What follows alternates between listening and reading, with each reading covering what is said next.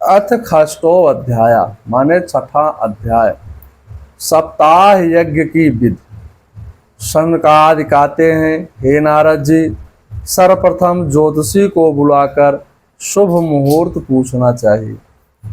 कथा के लिए भाद्रपद, अश्विन, कार्तिक, मार्गशीर्ष, आषाढ़ और श्रावण श्रोताओं के लिए मोक्ष प्राप्त कराने वाले हैं। भाद्रा व्यतिपात कुयोग को सर्वथा त्याग करना चाहिए। कथा में विरक्त वैष्णवों, कीर्तन प्रेमियों को निमंत्रण देना चाहिए।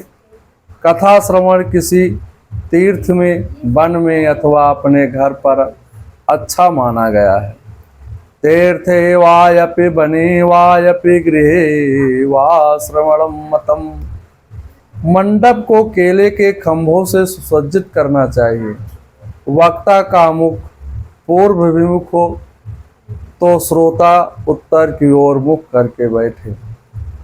विरक्तो वैष्णो विप्रम वेद शास्त्रम विशोधिकृतम दृष्टान्त कुशलो धीरो वक्ता कार्योवतति निष्प्रिया।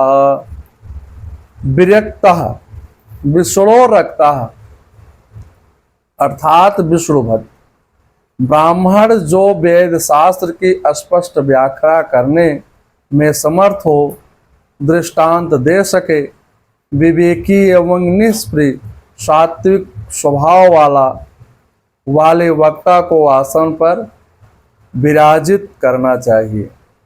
विरक्त का दूसरा भाव है जिसका संसार के प्रति राग ना हो, मूंगफली के दाने की तरह अनासक्त हो, ऊपर से एक अंदर से अलग हो, ऊपर से एक अंदर से अलग हो। नाव पानी में रहे ठीक, पर नाव में पानी ना भरे।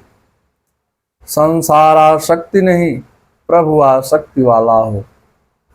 न वक्ता विप्र होना चाहिए, मन में घर को बसाने वाला नहीं, मन में भगवान को बसाने वाला हो। वक्ता भगवत परायण होना चाहिए, वेद वेदांगों का जानकार होना चाहिए। ब्राह्मण का अर्थ ब्राह्मण ब्राह्मणी माने स्त्री और पुरुष जो ब्राह्मण और ब्राह्मणी हैं, ब्राह्मण ब्राह्मणी के गर्भ से उत्पन्न ब्राह्मण होना चाहिए। और यज्ञोपवीत संस्कार होने पर ब्राह्मण की द्विज संज्ञा होती है। जब यज्ञो जन्म से सभी शूद्र होते हैं, जन्मम जायते शूद्रा, और जब उपनयन संस्कार होता है तो उसे द्विज कहते हैं, तब से वह ब्राह्मण हो जाता है। उपनयन वेदाध्ययन के बाद विप्र संज्ञा होती है। श्रोत्यो वेद पारगा, सप्ताह के लिए चैत मास छोड़कर सभी मास शुभ है। नंदी श्राद्ध तथा मंडल निर्माण कर चारों दिशाओं में श्रीफल नारियल सहित कलश स्थापना करें।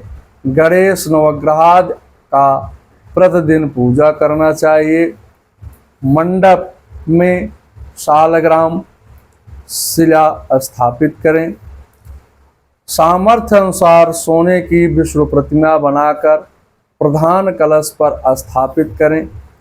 5, 7 अथवा 3 ब्राह्मणों द्वारा गणेश गायत्री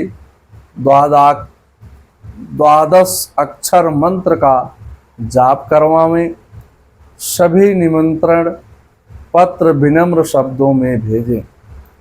कथा के लिए विशाल मंडप, वक्ता के लिए सुंदर सिंहासन की व्यवस्था करें।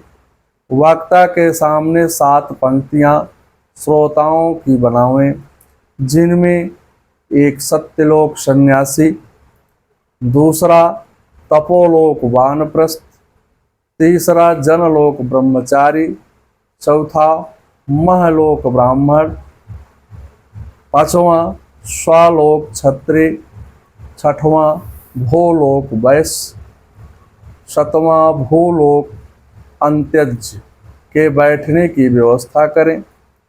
वक्ता के ऊर्ध्व भाग में नहीं बैठना चाहिए।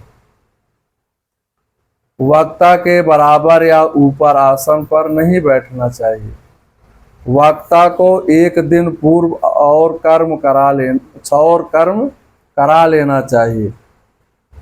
मूल पाठ प्रतिदिन प्रातः काल में करना चाहिए। मध्याह्न में कथा प्रवचन करना चाहिए।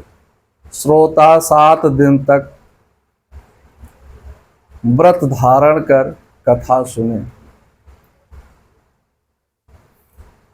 व्रत मंगलम भगवान विष्णु मंगलम गरुड़ाध्वजा मंगलम पुंडरीकाक्षाय मंगलाय तनोहरे।